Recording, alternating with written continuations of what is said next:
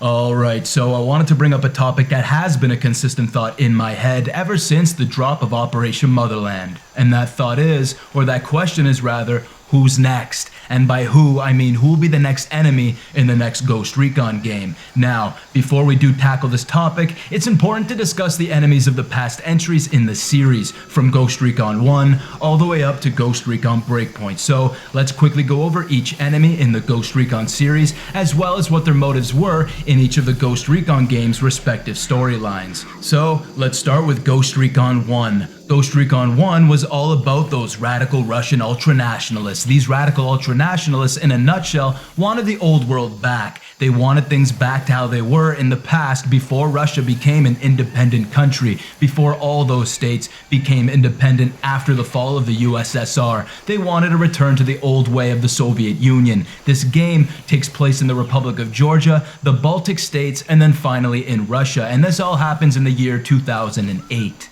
Then we had Ghost Recon's first expansion called Ghost Recon Desert Siege. This is the game that took place in Eritrea. Ethiopia and Eritrea started peace talks. They were reaching negotiations. While this was happening, Ethiopian military insurgents, armed with weapons purchased illegally from the Russian ultranationalists, you know, the ones we spoke about in the main game, yeah, they are armed enough to the point where they took the capital of Ethiopia and blocked shipping routes in the Red Sea. United States had business in those shipping lanes, so this directly affected them. And also the Eritreans were calling for UN to step up and help out too. So this is why the ghosts were sent in, and this all took place in the year 2009. Then we had the second expansion to Ghost Recon 1. We had Ghost Recon Island Thunder. This is the game that inspired my channel name. Now, this is the game that also all took place in Cuba against a group called the FDG. This is a group that wanted Cuba to remain the way it had been under Castro's rule. The FDG tried to keep the election under control to get the outcome they wanted,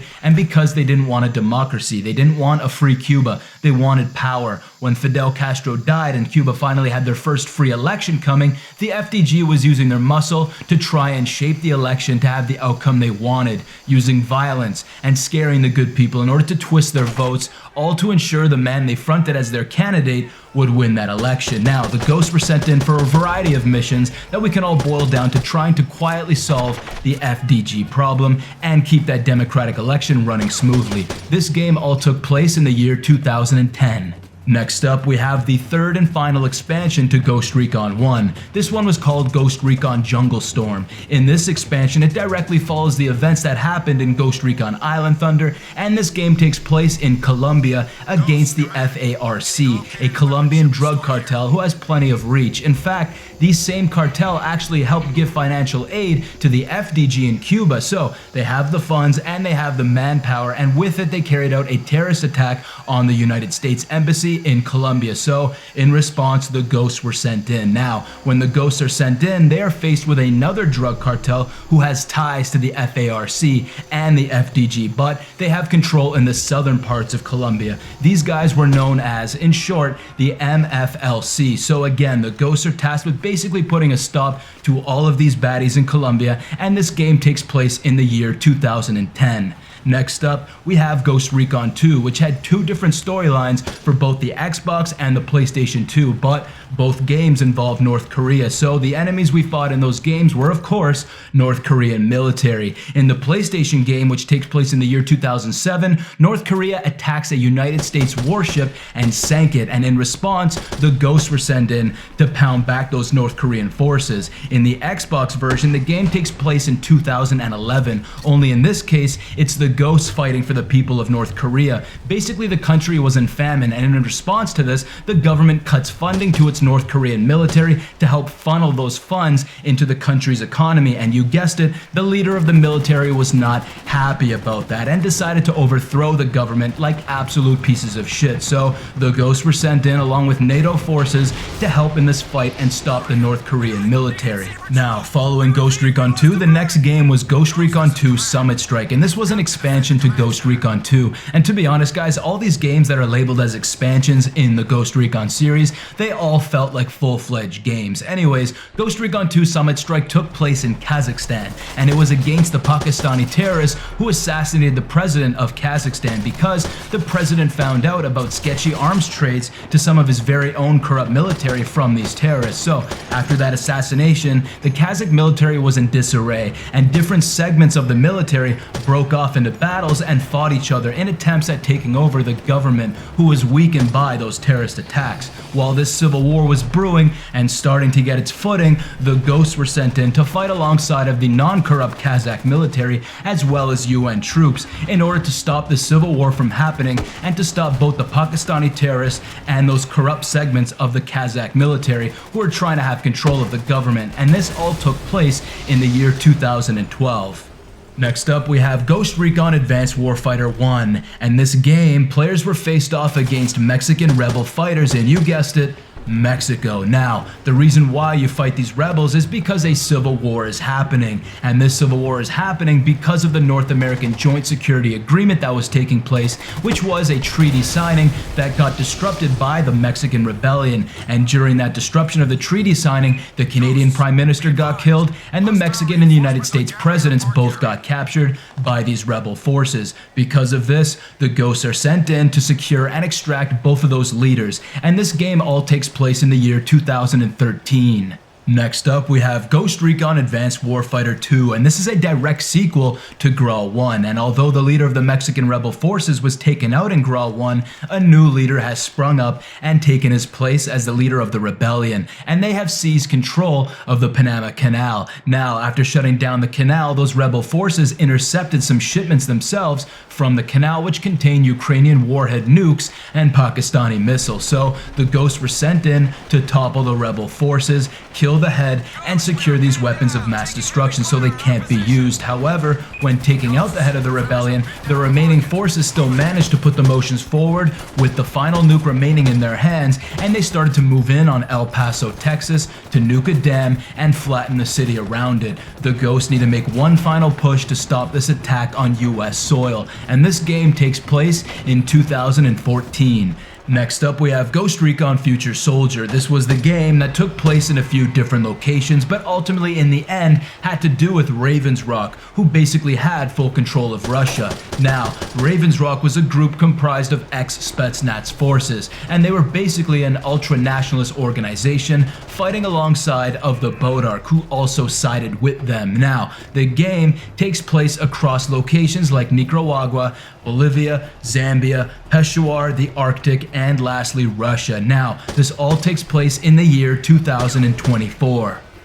Next up, we have Ghost Recon Wildlands, and this is the game that had to do with the Santa Blanca drug cartel operating in, you guessed it, Bolivia. So, the Ghosts are faced against both the cartel forces in this game, as well as PMCs operating in different regions of Bolivia. Now, not only that, we also had to sometimes deal with Unidad, who are the policing force in Bolivia during this time, who also happen to be fighting the drug cartel. So, it's kind of a mixed bag there, but ultimately it's one big mess in Bolivia, and because of that mess, the Ghosts get sent in to stop those cartels and their leaders because the Bolivian government simply can't themselves. But the main turning point and the reason why the Ghosts get sent in the first place is because an undercover DEA agent who had also been secretly working for 6 years undercover with the Santa Blanca cartel got killed by torture at the hands of the Santa Blanca cartel. But not only that, the Santa Blanca cartel also bombed the United States embassy located in the administrative capital of Bolivia,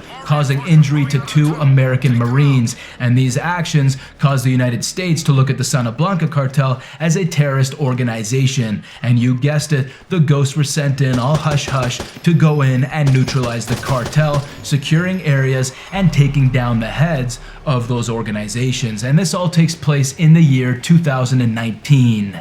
Lastly, we have Ghost Recon Breakpoint. Now, this story kicks off when a United States cargo ship gets sunk off of the coast of Aroa, a fictional archipelago located in the Pacific Ocean. Now, following these events, Aroa and its people are basically cut off from the outside world. The CIA sends in a platoon of ghosts to investigate under the command of Nomad, but When the Gypsy helicopters arrive on Aroa, they get attacked by swarms of Legion drones made by Skell Technology. In this attack, Nomad is the lone survivor, or so it seems. For now. Anyways, on this fictional island with this terrible written story, Nomad is faced off against Sentinel and Wolves. The Wolves are a group of ex-ghosts who have turned evil. They are working in conjunction with the private military company known as Sentinel, and Sentinel's job is to be security for Skell Technology, but the Wolves saw the potential in that Skell Technology, so they mobilized and they basically took over Aroa, driving out Jay Skell from his position of CEO and putting Aroa under martial law, and this all takes place in 2025.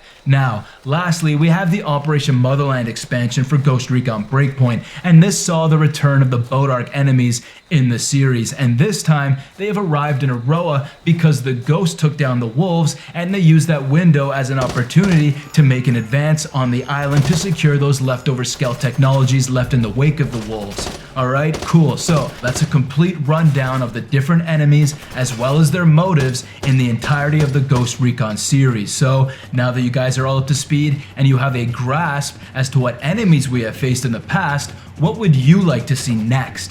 What do you think the next enemies will be? Ghost Recon was all about having enemies and storylines that were believable. They felt real, they had real military themes, and they were grounded, and they felt indeed like something you would hear about on the news. So sure, I just briefly went over each game, but if you actually play those games, or you actually go read up on them yourselves and explore them a bit and delve into the plots of those different Ghost Recon games, as well as the specifics of those different plots and how they unfolded mission to mission, there's a ton of rich storytelling there that just didn't feel present in Ghost Recon Breakpoint. So I really hope they throw away with this fictional country and fictional island crap, because I want to experience real countries again. I want the enemies and the storylines to be interweaved in realistic settings and believable situations like all of the games of the past up until Breakpoint. I want Ubisoft to grow some balls and not let governments from different countries scare them into not making good solid Ghost Recon stories again just because these countries get offended. It's a game. It's entertainment. If films and TV and other video games can do it, why is Ubisoft not doing it anymore? I don't want these cluttered fictional open world games with copy and paste objectives that just don't hit the mark that the previous titles in the series hit. I want proper stories and I want proper missions to return to the series. It's as simple as that, guys. But enough about what I want. What do you guys want? What do you hope to see for the future of this series? If you are new to this channel, do check out other discussions I have done in my We Need to Talk playlist. I have said plenty on topics like this, so again, please do share what you hope to see in the future, what types of enemies and what types of countries you would like to see explored, so we can perhaps feed Ubisoft some solid ideas on what to do next. Alright guys, and as always, thanks for watching and take it easy.